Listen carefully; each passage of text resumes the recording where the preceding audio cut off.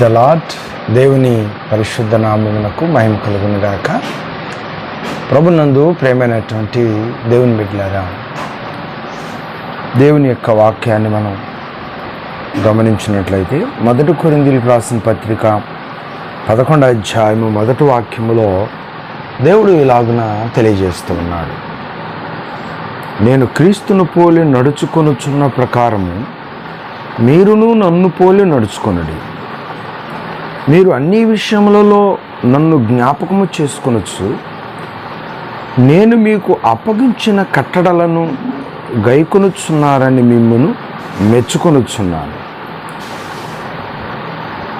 ప్రియులారా, దేవుడు అప్పగించినటువంటి కట్టడలను ఎవరైతే అనుసరిస్తూ దేవుని మార్గంలో ముందుకు నడుస్తూ ఉంటారో అట్టి వారందరిని బట్టి దేవుడు సంతోషిస్తూ ఉన్నాడు. అలాగే దేవుడు అట్టి వారిని హెచ్చిస్తానన్నాడు.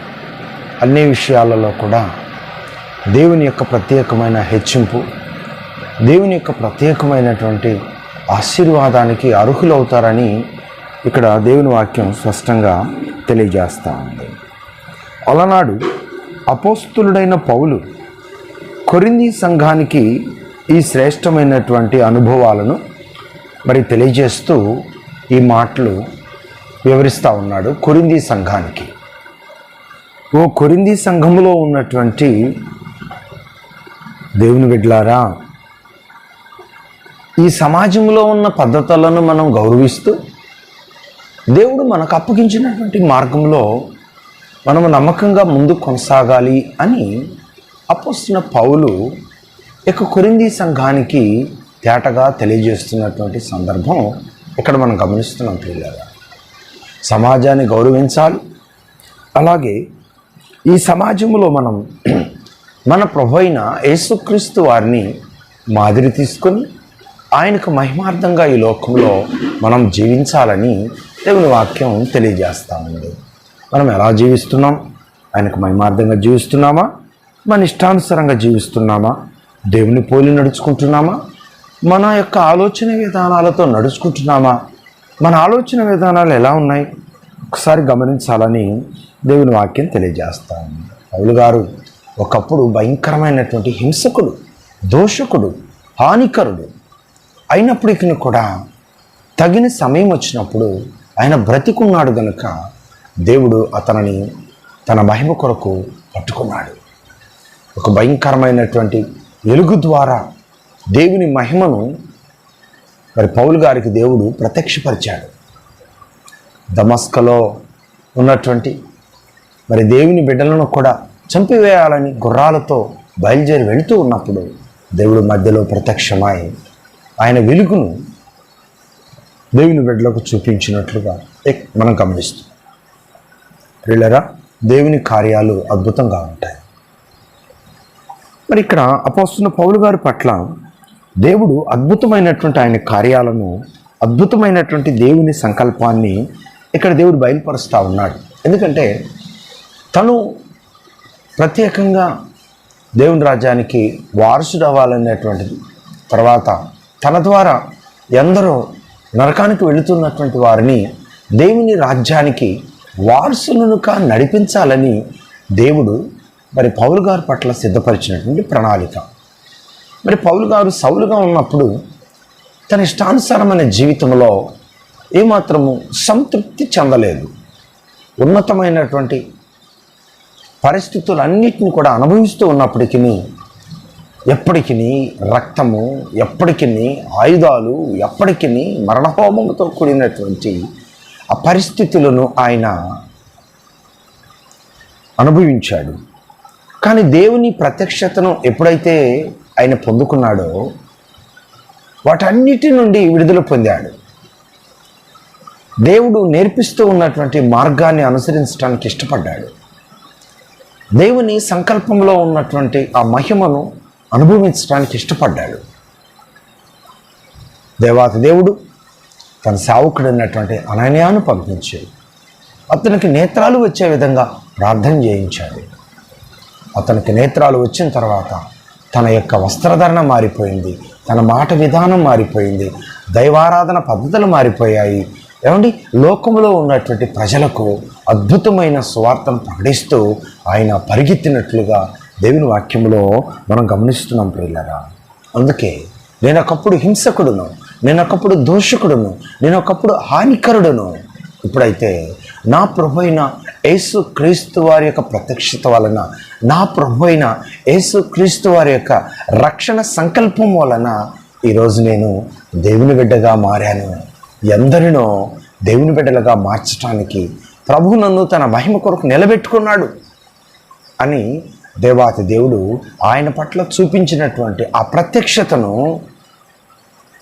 ఆ ప్రాంతాలలో ఉన్నటువంటి ప్రజలకు, అలాగే ఇతర దేశాలకు కూడా దేవుని యొక్క అమూల్యమైనటువంటి సువర్తమానమును, ఆయన పట్ల దేవుడు జరిగించిన మేలులను, అలాగే దేవుని కొరకు సాక్షిగా ఆయన జీవించే విధానంలోనూ, ఆయన ప్రకటించే విధానంలోనూ ఒక అద్భుతమైనటువంటి మాదిరికరమైన నడిపింపును పౌలు గారు కలిగి ఉన్నాడు పిల్లలారా.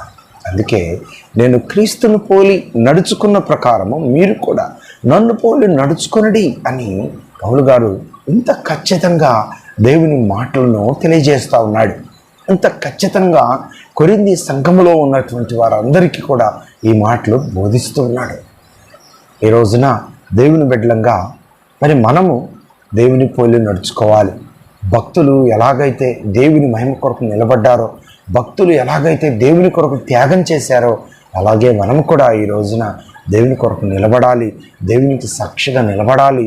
భక్తుల్లో మాదిరిగా తీసుకొని మన సాక్ష్యాన్ని, మన విశ్వాసాన్ని కాపాడుకుంటూ ఆత్మీయ జీవితంలో నమ్మకంగా ముందుకు పరిగెత్తాలని పరిశుద్ధుని దేవాతి దేవుడు ఆయన తెలియజేస్తూ ఉన్నాడు. ప్రభువునందు ప్రియమైనటువంటి దేవుని బిడ్డలారా, ప్రభువైన యేసుక్రీస్తు వారు ఈ లోకంలోనికి వచ్చిన తర్వాత, ఆయన సువార్తను ప్రకటించిన తర్వాత, ఆయన ముఖ్యంగా ఈ లోకంలో ఉన్నటువంటి అద్భుతాలు, ఆశ్చర్యకార్యములు ప్రభు జరిగిస్తూ వస్తున్నప్పటికీ కూడా, వాటికంటే కూడా ముఖ్యంగా ఆయన రాజ్యం యొక్క విస్తరణ, ఆయన రాజ్యం యొక్క గొప్పతనం, ఆయన రాజ్యం ఎలా ఉంటుందో వివరిస్తూ వచ్చాడు ప్రియులారా.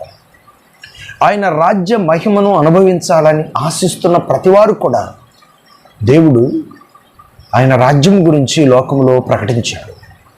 ఆయన రాజ్యంలో ఉన్నటువంటి ఆ విలువలను ఈ లోకంలో దేవుడు ప్రకటించాడు. ఆ విలువలను నేను గ్రహించాలి, ఆ విలువలను నేను వెంబడించాలి, ఆ విలువలను నేను తెలుసుకోవాలని ఆశించిన ప్రతివారు కూడా అలనాడు పరిశుద్ధుడైన దేవుడు ఎలాగైతే ఆయన రాజ్యాన్ని గురించి ప్రకటించేశాడో ఆ అనుభవాలన్నింటినీ కూడా జ్ఞాపకం చేసుకొని, ఆయన రాజ్యం ఎలా ఉంటుందో ఆయన వివరించినటువంటి అనుభవాలన్నింటినీ కూడా జ్ఞాపకం చేసుకొని దేవుని మహిమ కొరకు మనం జీవించాలని దేవుని వాక్యం తెలియజేస్తాము ప్రియులారా. మరి మత్తయి సువార్త 4వ అధ్యాయం 17వ వాక్యంలో దేవుడు అంటున్నాడు, పరలోక రాజ్యం గురించి ఆయన ప్రకటిస్తూ వస్తున్నాడు.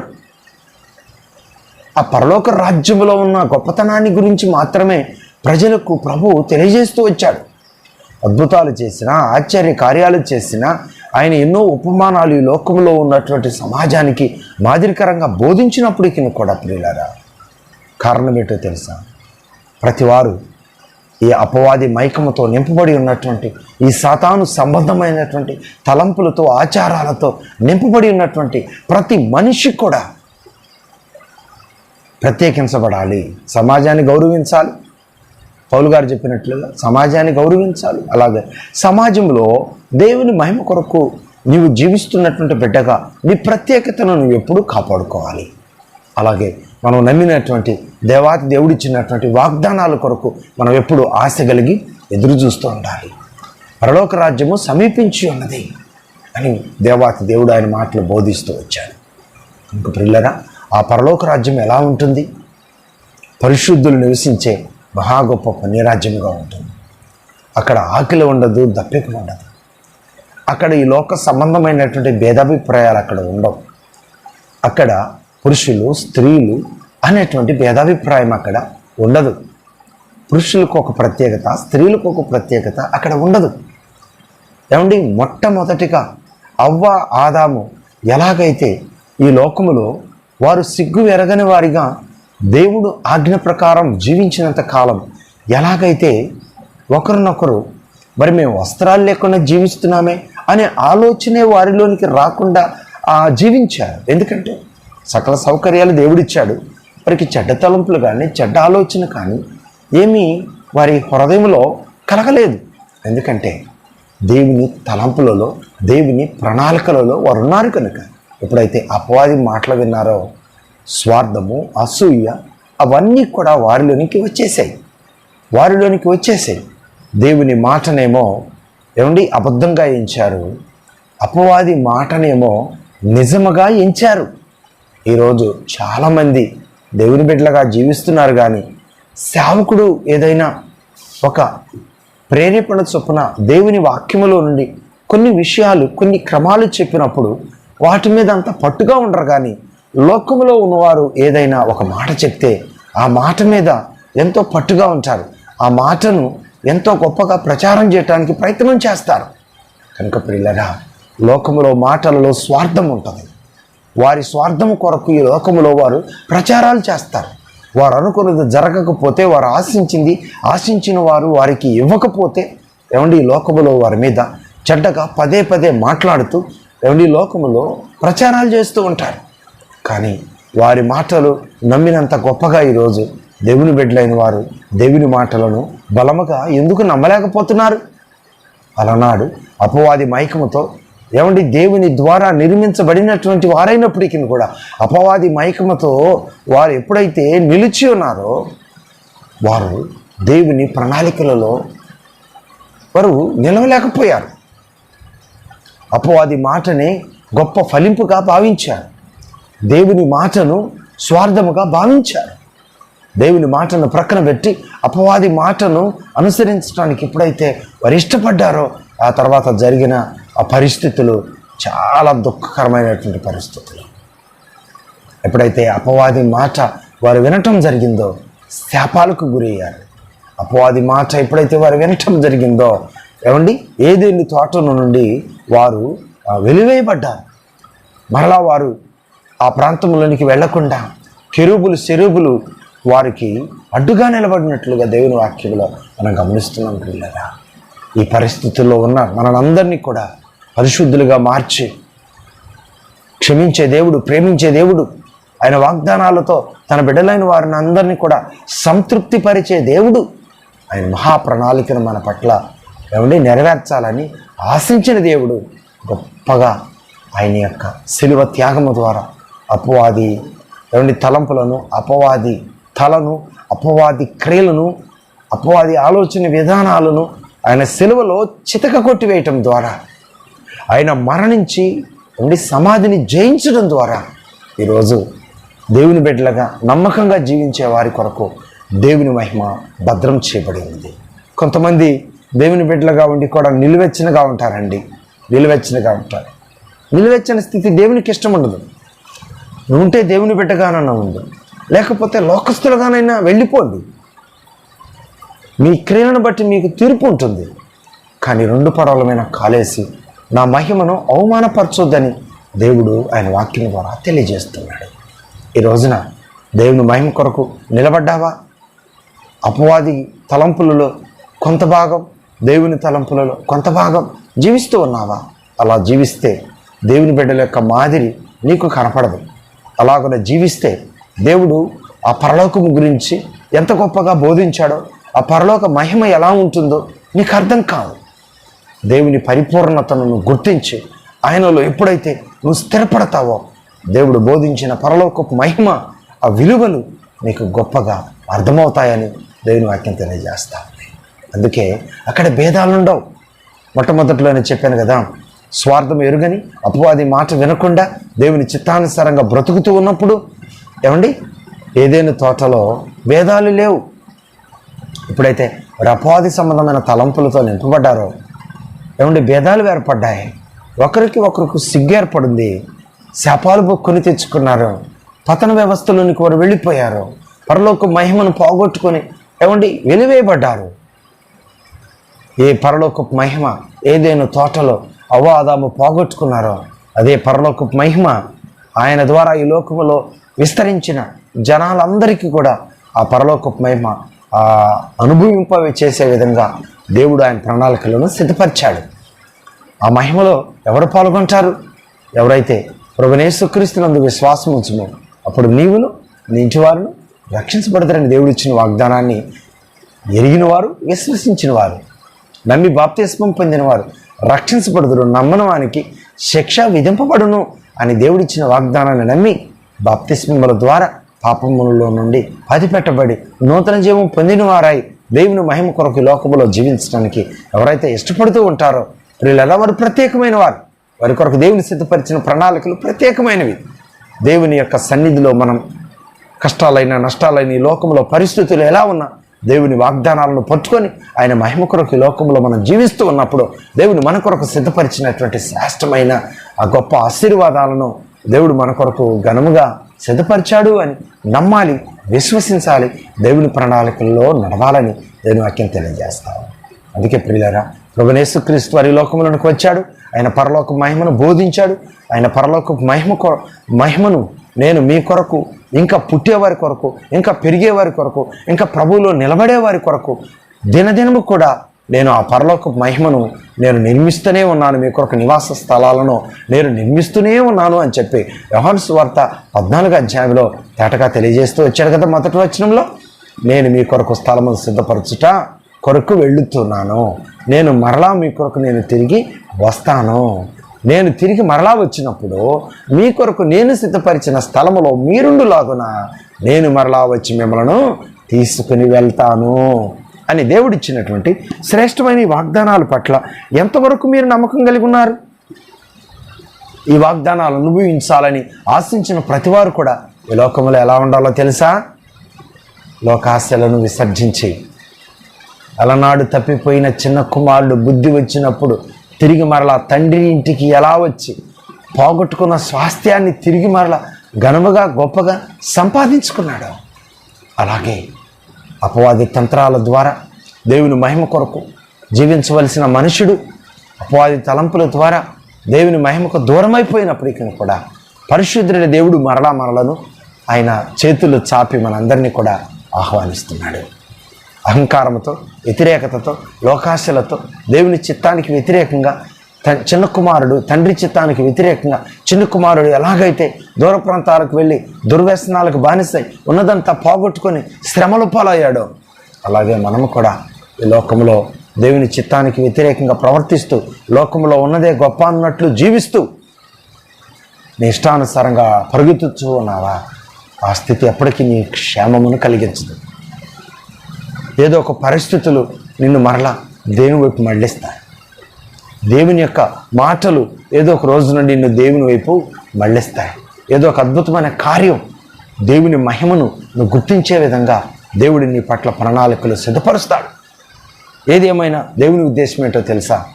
ఈ లోకంలో జన్మించిన ఏ మనిషి రక్షణ సంకల్పంలో జీవించకుండా, దేవుని బిడ్డగా జీవించకుండా దుష్టత్వంలో మరణించడం దేవునికి ఏమాత్రం ఇష్టం లేదు అని దేవుని వాక్యం తెలియజేస్తాడు. అందుకే పిల్లరా, దుష్టుడు తన దుష్టత్వంలోని మరణించడం నాకేమాత్రం ఇష్టం లేదు, కానీ తన మనస్సు మార్చుకొని మరణించడం నాకెంతో ఇష్టం అని పరిశుద్ధుని దేవాతి దేవుడు తెలియచేస్తూ వస్తున్నటువంటి వాగ్దానాలను మనం గుర్తించిన వారమై యోహాను సువార్త 14వ అధ్యాయంలో ఉన్నటువంటి ఆ శ్రేష్టమైన ఆ పరలోక మహిమను అనుభవించాలని ఆశిస్తున్న ప్రతివారు కూడా ఆదియందు ఉన్న దేవుడు యోహాను సువార్త 1వ అధ్యాయంలో మొదటి మాటలు తెలియజేస్తున్నట్లుగా మరి ఆదియందు ఉన్నటువంటి దేవుడు ఈ లోకమున మన కొరకు మనిషిగా 2000 సంవత్సరాల క్రితం ఎందుకు వచ్చాడు? మనిషి నశించడం దేవునికి ఇష్టం లేక, మనిషి దేవుని రాజ్యాన్ని స్వతంత్రించుకోవాలంటే రక్త మాంసములు కలిగి దేవుని రాజ్యాన్ని స్వతంత్రించుకోలేడు కనుక ఆ రక్త మాంసముల నుండి మనిషి మృతి నొందిన వాడై ఆత్మను సంపాదించుకొని మహిమదేహాలను సంపాదించుకొని పరలోకానికి వారసుడు కావాలనేటువంటి దేవుని ఉద్దేశాలను ఈరోజు మనం నెరవేర్చే వారిగా ఉండాలని దేవుడు మనిషి రూపంగా ఈ లోకములకు వచ్చి శ్రేష్టమైనటువంటి ఆయన యొక్క సంగతులను మన కొరకు తెలియజేస్తున్నాడు. మరి అనుభవాలను వింటున్న ప్రతి వారి కూడా నేర్చుకోవాల్సిన విధానాలు ఏంటంటే, దయచేసి బుద్ధి వచ్చినప్పుడు తప్పిపోయిన చిన్న కుమారుడు తిరిగి తండ్రి వద్దకు వచ్చి ఆ ఆనందంలో పాలిభాగస్తులయ్యాడో, అలాగే దేవుని యొక్క సన్నిధిలో నుండి ఒకవేళ దూరం అయిపోయావా? దేవుని సన్నిధిని అనుభవించే స్థితిని కోల్పోయావా? ఈ మాటలు నీ కొరకే, ఈ అవకాశం దేవుడు నీకు ఇచ్చాడు. తప్పిపోయిన కుమారుడు ఎలాగైతే తిరిగి తండ్రి ఎదుకు వచ్చాడో, ఆయనకు బుద్ధి వచ్చినప్పుడు, అలాగే దేవుని మాటలు వింటున్న నీవు కూడా పరలోక సంబంధమైన తండ్రి ఎదుకు తిరిగి వచ్చినట్లయితే, ఒకసారి క్షమించిన దోషాలను, ఒకసారి క్షమించిన పాపాన్ని మరలా మన దేవుడు జ్ఞాపకం చేసుకునే దేవుడు కాదు. లోకంలో ఉన్న ప్రజలు జ్ఞాపకం చేసుకుంటారేమో, కానీ దేవుడు జ్ఞాపకం చేసుకునే దేవుడు కాదు. అందుకే యవనస్తులారా, తిరిగి నీ దేవుని మహిమ కొరకు పరిగెత్తండి. వృద్ధులారా, పెద్దలారా, చిన్నలారా, దేవుని మహిమలో ఉన్న విలువలను దయచేసి నీవు అర్థం చేసుకుని దేవుని ప్రణాళికల్లో నిలిచి ఉండాలని మరి ప్రభువైన యేసుక్రీస్తు నామముపేట నేను తెలియజేస్తున్నాను. ఈ లోకంలో యవనస్తులైన వారిని దేవుడు పిలుస్తున్నాడు. 1 తిమోతి 4:12 ప్రకారం యవనస్తులైన వారిని దేవుడు పిలుస్తున్నాడు. యవనస్తులారా, దేవుని ఎదుకు రండి. నీ యవనమును బట్టి ఎవరినో నిన్ను తృణీకరింపకుండా దేవుని మహిమను ధరించుకొని దేవుని మహిమ కొరకు జీవించే వ్యక్తిగానే ఉండాలని దేవుని ఉద్దేశం. కనుక పిల్లరా, ఈ లోకంలో చాలామంది వ్యాపారాలు చేసేవాళ్ళు ఉన్నారు, పనులు చేసేవాళ్ళు ఉన్నారు, ఉద్యోగాలు చేసేవాళ్ళు ఉన్నారు. దేవుని వాక్యం చెప్తుంది తెలుసా? మీ పనులు మీరు చేసుకోండి, మీ అవసరతలు మీరు తీర్చుకోండి, ఘనంగా తృప్తికరంగా బ్రతకండి. కానీ ధనవంతులాగా గర్వించే అనుభవాలను మీరు కలిగి ఉండవద్దు. ధనవంతుడు గాలి పీల్చుకుంటున్నాడు. ఎవరిచ్చిన గాలి అది? దేవుడిచ్చిన గాలి. ధనవంతుడు ఈ లోకంలో దేవుడిచ్చే సమృద్ధిని, దేవుడిచ్చే వాతావరణాన్ని, దేవుడిచ్చే ప్రకృతి వనరులను, దేవుడిచ్చిన పంటను అన్నీ కూడా పొందుకున్నాడు.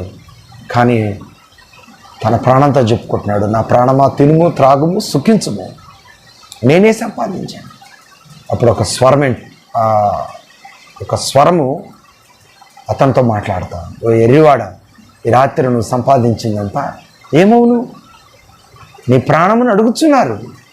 అవును ప్రియులారా, ఏ సమయంలో ఏం జరిగినా ఎవరికి తెలియదు. కాబట్టి మనం ఏం కలిగి ఉన్నా, మన గొప్పతనం ద్వారా మనం కలిగి ఉన్నాము అనేటువంటి మన సొంత తలంపులను ఉపయోగించకుండా ఈ లోకంలో మనం ఏమి కలిగి ఉన్నా, మనము ఏ రోజుకు ఆ రోజు ఈ లోకంలో మనం బ్రతుకుతూ ఉన్నా కేవలం దేవుని సంకల్పం, దేవుని కృప, దేవుని ఆశీర్వాదము వలన మాత్రమే మనం ఇవన్నిటిని కూడా కలిగి ఉన్నాము అనేటువంటి భావన ఏమండి మన దేవుని బిడ్డలైన వారు కలిగి ఉంటారు.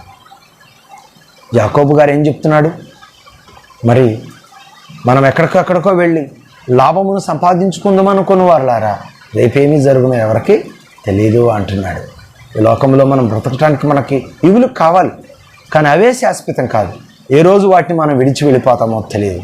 అందుకే అపోస్తలుడు పౌలు గారు అంటున్నాడు, ఫిలిప్పీయులకి రాస్తూ 3:7-8 ఏమంటున్నాడు?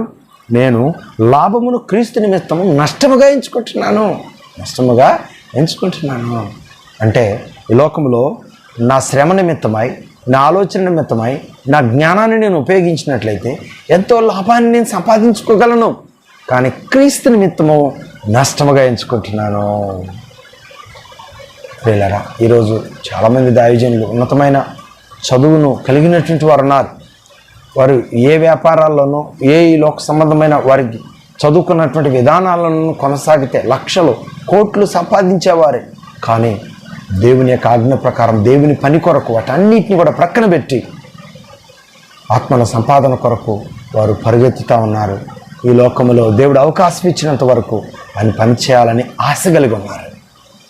ఎవరి సామర్థ్యం కొలది వారు ఈ లోకంలో దేవుని మాటలు ప్రకటిస్తున్నారు. ఆలకిస్తున్నటువంటి దేవుని బిడ్డలారా, సొంత నిర్ణయాలతో మీ తలంపులను, మీ ఉద్దేశాలను అపవిత్రపరచుకోకుండా, బలహీనపరచుకోకుండా దేవుని చిత్తంలో ఉన్నటువంటి ఈ గొప్ప ఆలోచన విధానాలను అనుసరించే వారిగా ఉండాలని దేవుని వాక్యం తేటగా స్పష్టంగా తెలియజేస్తాం. భక్తులైన వారు మనకు మాదిరిగా ఉన్నారు. ఆ అనుభవాలను ఈరోజు కొన్ని విషయాలు జ్ఞాపకం చేసుకోవటానికి దేవుడు సహాయం చేస్తూ వచ్చాడు. అలాగే ఈ లోకంలోనికి మన కొరకు వచ్చినటువంటి ప్రభువైన యేసుక్రీస్తు వారు ఈ లోకంలో ఉన్న పరిస్థితులన్నింటినీ కూడా మనుషులకు అర్థమయ్యేటట్లు తెలియజేసి అత్యవసరంగా వారికి ఉన్నటువంటి ఆలోచన విధానాలన్నింటిలో దేవుని సహాయాన్ని వారికి అందించి శాశ్వతమైన పరలోక రాజ్యం యొక్క మహిమను తేటగా వివరించడానికి దేవుడు ఎంతగానో ఇష్టపడ్డాడు. ఆ బోధలు అనుసరించిన వారు దేవుని ఎమ్మడించారు. ఆ బోధలు అనుసరించిన వారు పరలోక మహిమకు అర్హులయ్యారు. ఈ లోకంలో చాలామంది లేరు. వారు దేవుని పిలుపుని అందుకొని దేవుని సన్నిధిలో విశ్రాంతిని అందుతూ ఉన్నారు. కానీ ఈ లోకంలో జీవిస్తున్నటువంటి దేవుని బిడ్డలారా, ఆయన మహిమ కొరకు జీవిద్దాం. దేవుడు పిలిచినప్పుడు ఆయన విశ్రాంతిలోనికి వెళ్ళి ప్రభుతో ఆయన పిలుపును అందుకొని ఆనందించే సమయం వచ్చినప్పుడు ఆయనతో యుగయుగాలు ఆనందించే ఆ అద్భుతమైన ఆ అనుభవాల్లోనికి మనం ప్రవేశించడానికి ఆలోచన విధానాలను దేవుని మహిమ కొరకు మలుచుకుంటూ, దేవుడిచ్చిన వాగ్దానాలను జ్ఞాపకం చేసుకుంటూ, దేవుడు మన కొరకు సిద్ధపరిచే విధానాలను జ్ఞాపకం చేసుకుంటూ ఈ లోకంలో దేవునికి మహిమ కొరకు మనం జీవించడానికి సిద్ధపడదాం. మన పనులు మనం చేసుకుంటూ, మన అవసరతలు మనం తీర్చుకుంటూ, ఏమండి పరిశుద్ధులైన దేవాతి దేవుడు మన కొరకు సిద్ధపరిచిన పరలోక రాజ్యం యొక్క మహిమను అనుభవించడానికి ఎదురు చూద్దాం. ఆ ప్రణాళికలలో ముందుకు నడవటానికి దేవుని కృప ఇప్పుడెల్లప్పుడూ సదాకాలమైన మనకు తోడై నడిపించును గాక. ఆమేన్, ఆమేన్, ఆమేన్. Praise the lord. దేవునికి స్తోత్రం. ప్రభు మిమ్మల్ని మీ కుటుంబాలను దీవించును గాక. ఆమేన్, ఆమేన్.